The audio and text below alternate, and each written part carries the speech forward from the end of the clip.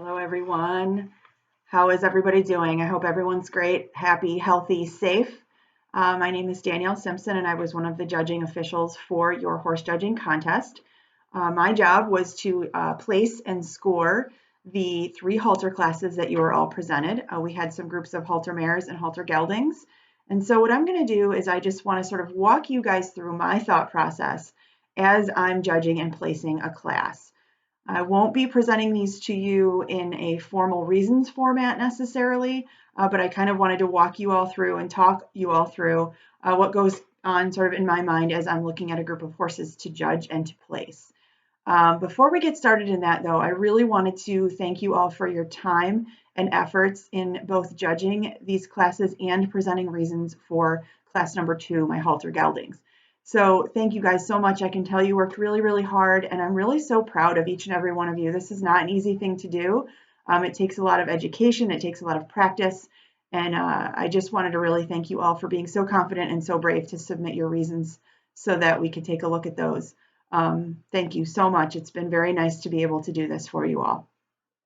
If at any time you have questions about judging or placing or reasons or why a judge places the class the way that they do, please let me know. Your leaders have my contact information, and I'm always happy to help make you guys a little more confident and help you learn a little bit more on what we're looking for when we're judging the equine athlete. So let me walk you through my notes. Again, this won't be in a formal reasons format. This is really just sort of my running narrative as I'm taking a look at a group of horses and how I choose to do that. So we'll start at the beginning, which is a good place to start, right? It's with class number 1, and those were a group of halter mares. I placed this class 1, 3, 4, 2. And I'm going to walk you through the reasons why I did that. But first, what I want to let you know is that when I'm judging a group of 4 horses, instead of memorizing back numbers, I really like to memorize what a horse looks like. What are some features that I can remember when judging a group of horses? And usually I pick a color, their base color, or even some identifying markings that they may have on their face or on their legs. And in this class, that became particularly helpful because we had 3 red horses. And so I looked at their face markings or lack thereof, or their leg markings to sort of distinguish between the 3 of those horses. We did have 1 bay. The other 3 were red horses, either sorrel or chestnut. So my first place horse was horse number 1, and she was a sorrel. She had the 2 hind socks with the star and snip, and she was clearly the most balanced in the class. And when we're judging a group of horses, that's the first thing I look at. When I'm looking at halter horses or a conformation class, I'm looking for the most balanced animal in the class. And generally that's going to be my first place horse. And that means looking at the horse in 3 separate pieces, their front, middle, and hind should all be matching or as close to matching as they can. This tells me that that horse is going to be able to do a job. They're going to be able to carry themselves around without becoming sore. And really balance and structure are the most important things when we're judging halter horses. She was my most balanced. She had a nice level top line, and she was strong over her loin. And the tie-in with her neck to her shoulder was really strong. Good tie-in. And I really like the expression on this mare's face. She looks feminine. She looks like a female animal. And when I'm looking at halter mares, I really want to be able to look at her in her face or in her features and tell that she is female. She is a mare. My second place horse was horse number 3, and she was a chestnut without any face white. She had no white markings on her face. She was really strong through her hip. She had a nice slope to her shoulder, and she was really strong through her loin and to her hip. Some things that I took away from this horse, her neck ties in quite low. That's going to make it harder for her to lift up her front end to be able to drive from behind. It's going to be a little harder for her to sort of get out of her own way, so to speak. And she was longer through her back as a whole than horse number 1. Her balance was not terrible, but she was not as balanced as horse number 1. She did have a nice clean throat latch, though. I did like that about her. My third place horse was horse number 4, and she was a chestnut. She had a star, a strip, and a snip on her face. She was quite long through her back, pretty heavy on her forehand, and she just looked front end heavy. Her front end didn't match her hindquarters as nicely as horses 1 and 3, and she was slightly over at the knee in the way she was presented. Remember that a lot of times these horses are presented not to their best. Maybe they don't want to stand still. Maybe their handler isn't as experienced in showing halter horses. So we really have to judge what's put in front of us. Likely she was not as over at the knee as she looked, but the way that she was presented gave her that sort of appearance. My fourth place horse was horse number 3, and that was our bay horse. And that horse had a star and a snip on her face. The first thing I noticed about the bay horse is that her neck was quite short. And when we have a short-necked horse, it's all physics, right? And it's going to be really, really hard for her to sort of lift through her front end and get her job done. Her top line, again, that was quite weak as well. She was base narrow in the front. So when she was set up, her front feet were quite close and she looked base narrow. Again, that might be the way she was presented, but that's what I did see. She was quite weak through her loin. And if you took a look at her left front, there was a slight toe out in her left front hoof. She has a pretty steep shoulder. Again, horses with steeper shoulders are not going to be super comfortable to ride. They're almost going to feel like a jackhammer. And that to me, riding along, moving cows, these girls, these mares looked like quarter horses to me. So if they're doing a job, working cattle, roping, doing any sorts of things that quarter horses do, it's going to be really hard for her to stay comfortable with that steep shoulder and short neck. She was quite strong through her stifle. I did like that about this mare. She sort of was able to flow through her stifle and lift a little bit there. So I did like that about her. So again, class number 1, those were a group of halter mares. I placed 1, 3, 4, 2. So our second class, and this was the class we asked you all to give your reasons on, was a class of halter geldings. And I placed the class of halter geldings, class number 2, 4, 2, 1, 3. And I'll talk you through my thought process on this. So my clear winner was horse number 4, and that was the buckskin gelding. He was stunning. He had by far the most balance in the class. His muscling was outstanding. He was evenly muscled throughout his entire body. His front end matched his back end, so to speak. He was strong both up front and behind. Wonderful muscling on this horse. He was quite fit. This horse was beautiful through his hind end. I really liked how strong he was from his stifle all the way down to his hoof. That tells me that he's going to be able to drive from behind, which is really what we want our horses to do, right? We want them to be rear wheel drive, push from behind, and that tells me that they can really be strong and work all day. Rather than dragging themselves around by a strong shoulder, they can push from behind, which is really ultimately what we look for in a nice using horse. This horse's hip was outstanding. He was a bit steep through his shoulder, but I don't think so much so that he would be uncomfortable to ride or would be unable to work. Overall, clearly my winner of the class because he was the most balanced, had the best muscling.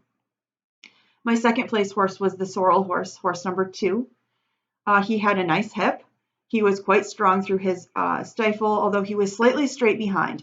So if you looked at his a profile shot of his whole body, looking at him from the side, you can see that he was a little bit straight behind, and that can lead to some issues later on down the road potentially if a horse doesn't have that right angles through his hind end.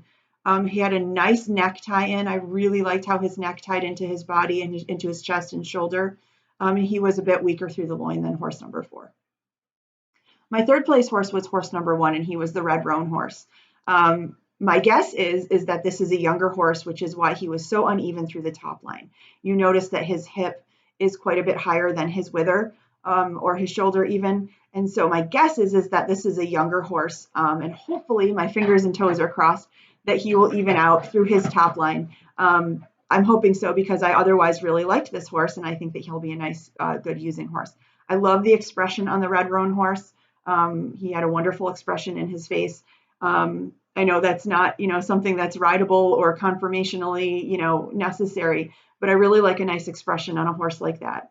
Again, his top line was quite unlevel. Again, I'm guessing he was a younger horse and is really sort of still growing.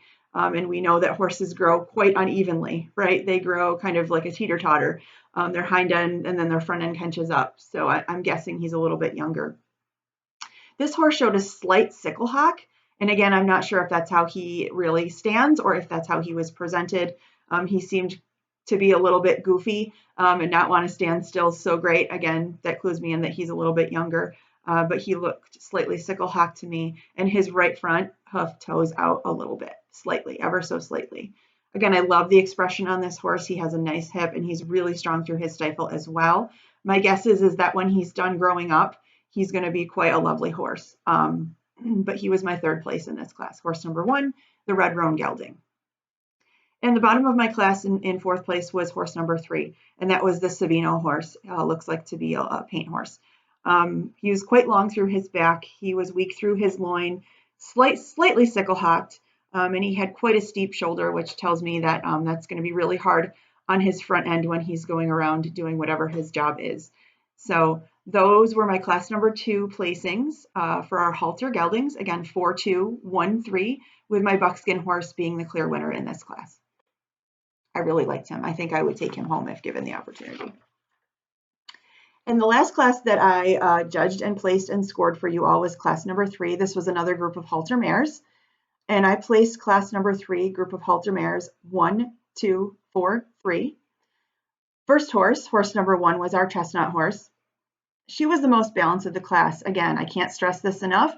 Balance is the most important thing that we look for. We want the horse's front end, middle section, and hind end to be of equal length, and equal size. So we really want to take a step back and take a look at the overall balance of our horses. And my chestnut mare was the most balanced in the class. She had a great slope to her shoulder, a nice clean throat latch, and really strong through her gaskin. That tells me, again, she's going to be strong to push herself from behind moving forward. My second place horse was horse number 2. She was the gray mare. She had a nice strong chest. If you looked at her from the front, she was nicely built through her chest, very clean through her hocks. She was slightly longer through her back than horse number 1, which is why she placed below horse number 1. And her pasterns in the front were quite long. They were uneven with her back pasterns. Longer pasterns in the front aren't ideal.